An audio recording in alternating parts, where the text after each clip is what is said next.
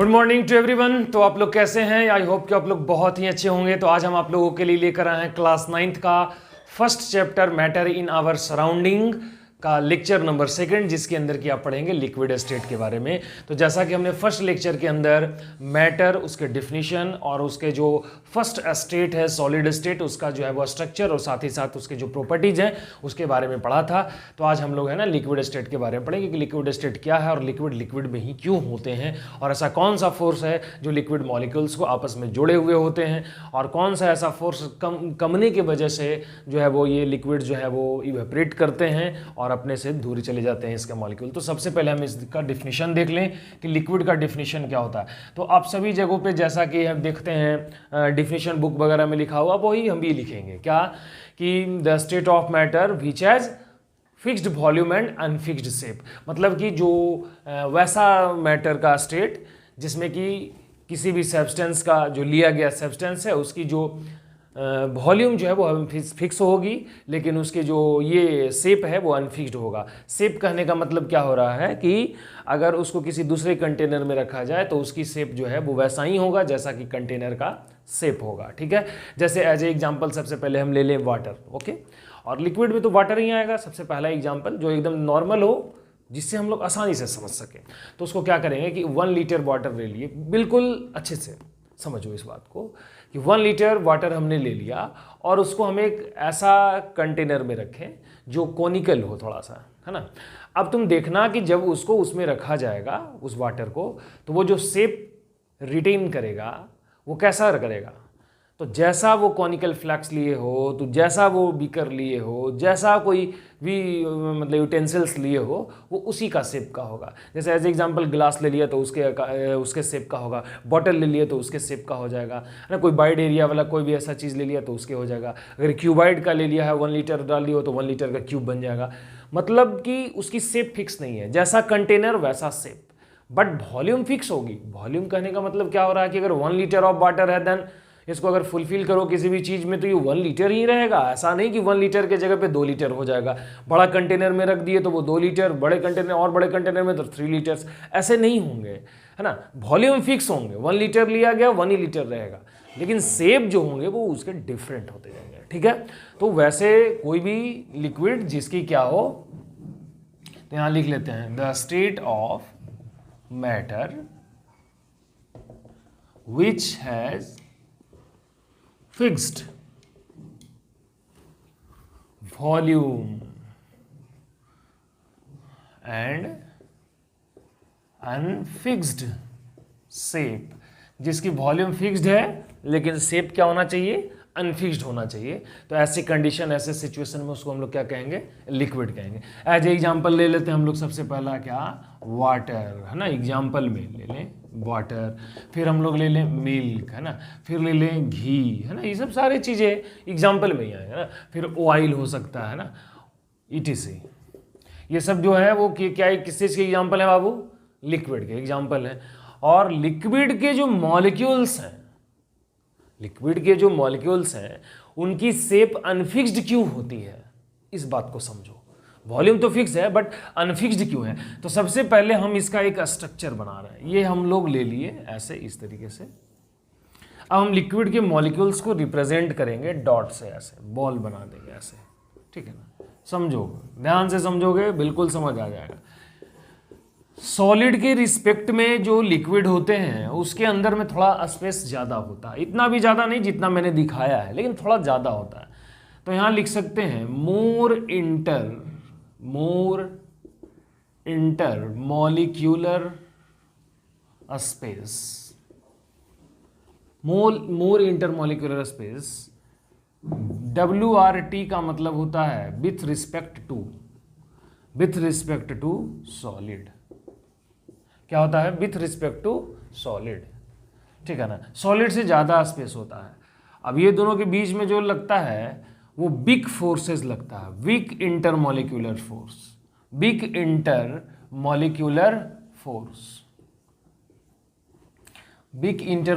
Force, वही same with respect to क्या, solid. Solid के रिस्पेक्ट में इसके मॉलिक्यूल्स के बीच में, लिक्विड के मॉलिक्यूल के बीच में लगने वाला जो फोर्स होता है वो थोड़ा क्या होता है, कमज़ोर होता है। कंपेरेबल पढ़ना पड़ता है, रिलेटिव चीज़ें हैं, किससे कम, तो सॉलिड से कम रहेगा। समझ में आ रहा है या नहीं आ रहा? बिल्कुल अच्छे से। अब देखो, सॉलिड हो या लिक्विड हो, सॉलिड हो या लिक्विड हो या गैस हो, सारे चीज़ों के अंदर हमने आपको एक बताया था कि मैटर का ही एक प्रॉपर्टी होती है कि उसके जो मॉलिक्यूल्स होते हैं वो अट्रैक्टिव फोर्स लगाते हैं। बताए थे फर्स्ट लेक्चर में, आप देखिए। तो अट्रैक्टिव फोर्स जो लगाते हैं, तो जो अट्रैक्टिव फोर्स होता है ना, उसको हम लोग कोहेसिव फोर्स बोलते हैं। क्या बोलते हैं? Cohesive force. और एक कोहेसिव फोर्स होता है, वो सेम टाइप के जो मॉलिक्यूल्स होते हैं, जैसे वाटर ले लिए ना, तो वह वाटर ले लिए और उसमें वही और थोड़ा पानी मिलाओगे तो तुमको बाद में ये पता नहीं चलेगा कि ये पानी अलग है, वो पानी अलग है। इसलिए कि उसके मॉलिक्यूल्स जो होते हैं ना, वो मॉलिक्यूल्स अगर दूर भी हैं तो एक दूसरे के साथ चिपकना चाहते हैं, वो चाहेंगे कि हम ऐसे चिपक जाएं और एक छोटा सा बबल्स बना लें। और यही होता है कोहेसिव फोर्स के कारण। क्या होता है? कोहेसिव फोर्स के कारण।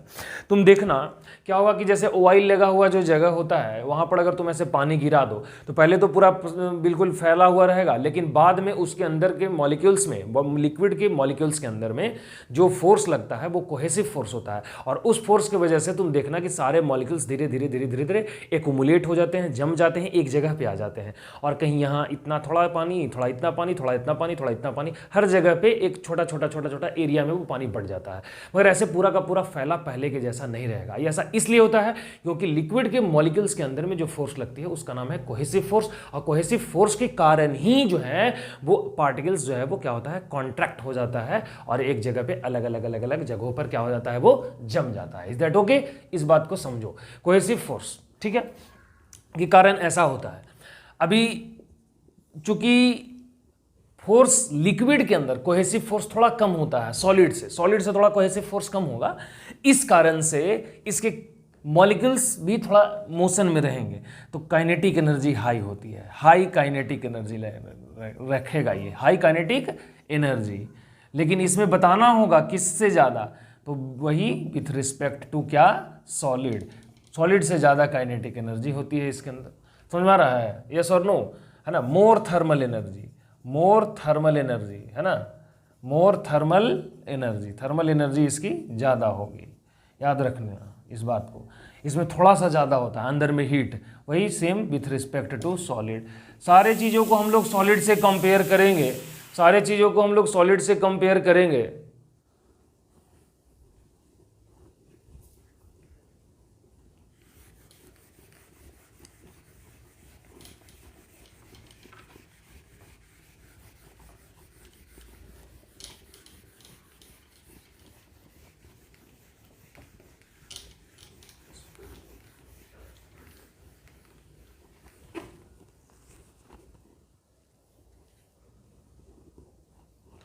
चलिए इसके बाद देखो प्रॉपर्टीज ऑफ लिक्विड।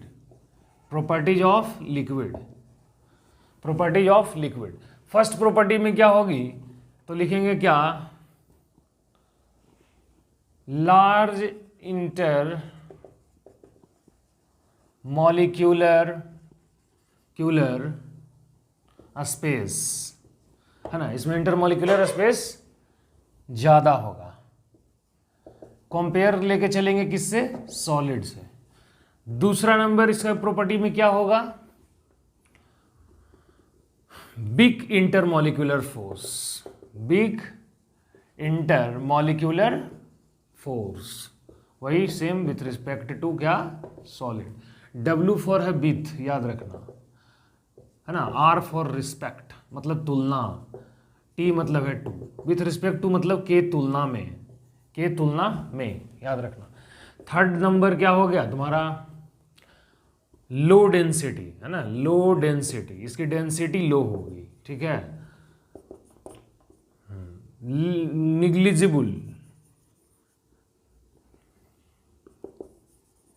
निग्लिजिबल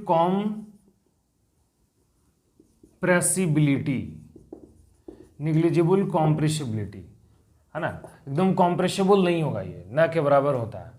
आगे नेक्स्ट, लो बॉइलिंग क्या बाबू, पॉइंट। जैसे एसीटोन का ले लो, तो कितना होता है 36.6 degree Celsius.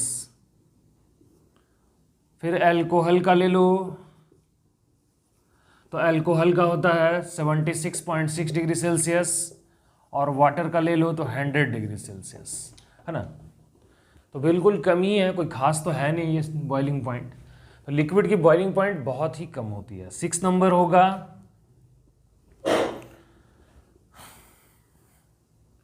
Surface tension. Surface tension, surface tension का मतलब क्या होता है कि देखो, तुम जब जैसे ये किसी भी चीज़ में अगर लिक्विड ले लो, जैसे हम एग्जांपल से बता रहे हैं सरफेस टेंशन क्या होता है। सरफेस टेंशन का मतलब क्या है कि जैसे देखो, ऐसे हम ले लिए वाटर,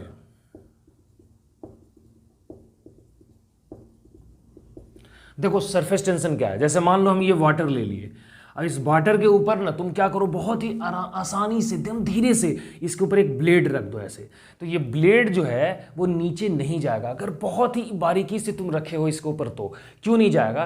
क्योंकि मॉलिक्यूल्स जो होते हैं लिक्विड के, वो मॉलिक्यूल्स क्या होते हैं कि एक दूसरे को पकड़ के रखते हैं। ये मैटर का जो है ना वो अपना इंटरनल प्रॉपर्टी होगी, हमेशा जो पार्टिकल्स है वो अट्रैक्टिव फोर्स लगाता है। तो पार्टिकल्स जो होंगे वो अट्रैक्टिव फोर्स लगाएंगे, तो ये फोर्स इंटरनल ऐसे करेगा तो कॉन्ट्रैक्ट करेगा। तो इस कारण से अब इसको फोर्स को स्प्लिट करके ही कोई नीचे जाएगा। अब चूंकि ये कोहेसिव फोर्स पार्टिकल्स आपस में से लगाते हैं, और तुम बिल्कुल बहुत ही सॉफ्टली उसके ऊपर अगर रखे हो, तो वो कभी भी फोर्स उसके द्वारा इतना इफेक्टिव नहीं होगा कि उसके फोर्स को स्प्लिट कर सके, उसको डिस्ट्रॉय कर सके और वो अंदर जाए। तो मॉलिक्यूल्स के अंदर में अपने आप में एक फोर्स लगता है, और वो फोर्स जो होता है वो मॉलिक्यूल्स को पकड़ के रखता है, ठीक है। इसी को कहते हैं सरफेस टेंशन। और इसी की वजह से क्या होता है कि जब कोई भी तुम सरफेस पे, या कभी देखना कि ऐसे ऊपर अगर बॉइल ऐसे फेंक दोगे फव्वारा पानी का या कोई भी चीज़, तो उसमें देखना बबल्स के रूप में नीचे आता है। ये बबल्स के रूप में इसीलिए आता है क्योंकि मॉलिक्यूल्स जो हैं वो एक दूसरे को क्या करते हैं, कॉन्ट्रैक्ट करते हैं, और कॉन्ट्रैक्शन की वजह से हमेशा बबल्स बनता है। तुम किसी भी तरीके से फेंकोगे तो वो पानी हमेशा बबल्स के रूप में ही नीचे आएगा, ठीक है। और ये सरफेस टेंशन का एग्जाम्पल है। तो यहाँ मॉलिक्यूल्स जो हैं वो आपस में सभी जगह से क्या हो रहे हैं, फोर्स लगा रहे हैं।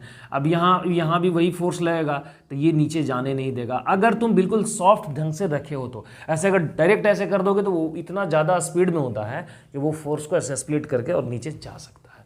ऐसा आप देखे होंगे, कहीं भी ऐसा देखने को आपको मिल सकता है। तो सरफेस टेंशन लिक्विड के अंदर में होती है, ठीक है, कोई प्रॉब्लम नहीं। 7 नंबर है कि इसकी जो मॉलिक्यूल्स जो होते हैं वो एक प्रॉपर्टी शो करते हैं जिसका नाम है डिफ्यूजन। डिफ्यूजन क्या होती है? डिफ्यूजन होती है कि लिक्विड के अंदर एक प्रॉपर्टी होता है कि बहुत ज़्यादा डिफ्यूज करते हैं। डिफ्यूजन का मतलब होता है इंटरमिक्सिंग ऑफ पार्टिकल्स। ऐसे इसके ऊपर हम स्पेशल लेक्चर लेकर के आएंगे डिफ्यूजन के ऊपर और रेट ऑफ डिफ्यूजन के ऊपर, लेकिन फिलहाल मैं इतना आपको बता दूं इसके अंदर में कि लिक्विड जो होते हैं वो डिफ्यूज करते हैं। डिफ्यूज का मतलब होता है इंटरमिक्सिंग। जैसे इंक को वाटर में मिला दोगे तो एक दूसरे से डिजॉल्व हो जाएगा, ठीक है। और तुम वाटर को मिल्क में मिलाओगे तो भी डिफ्यूज हो जाएगा। मतलब अगर लाइक डिजॉल्व लाइक, मैंने समान नेचर वाले चीज़ों को अगर एक दूसरे के साथ मिलाओगे तो बहुत ही आसानी से वो एक दूसरे के साथ मिल जाता है। और इस इंटरमिक्सिंग को और इस मिल जाने की प्रोसेस को ही हम लोग क्या कहते हैं, डिफ्यूजन कहते हैं। सॉलिड भी डिजॉल्व हो सकता है, लिक्विड भी डिजॉल्व होगा, और गैस भी डिजॉल्व होते हैं लिक्विड के अंदर में। और लिक्विड जो है वो डिफ्यूज करने में बहुत माहिर होता है। कह लो लिक्विड बहुत ज़्यादा ही डिफ्यूज करता है एक दूसरे को, सबसे ज़्यादा डिफ्यूज करने का कोई काम करता है। Is that okay? समझ में आया आपको? तो याद रखेंगे डिफ्यूजन, इसे लिख दे रहे हैं शॉर्टकट में, inter mixing of particles. Intermixing of क्या बाबू? पार्टिकल्स।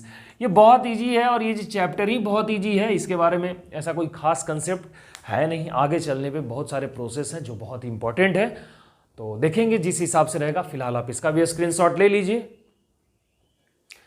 ये था कुछ जो बहुत इंपॉर्टेंट लिक्विड का प्रॉपर्टी था, और हम लोग जल्द ही मिलेंगे नेक्स्ट लेक्चर जो कि गैसियस स्टेट ऑफ मैटर होगा हमारा, और उसके बारे में भी जो भी इंट्रोडक्शन और बेसिक कंसेप्ट होगा उसको हम लोग देखेंगे। तो फिलहाल आज इस लेक्चर के अंदर इतना ही। धन्यवाद।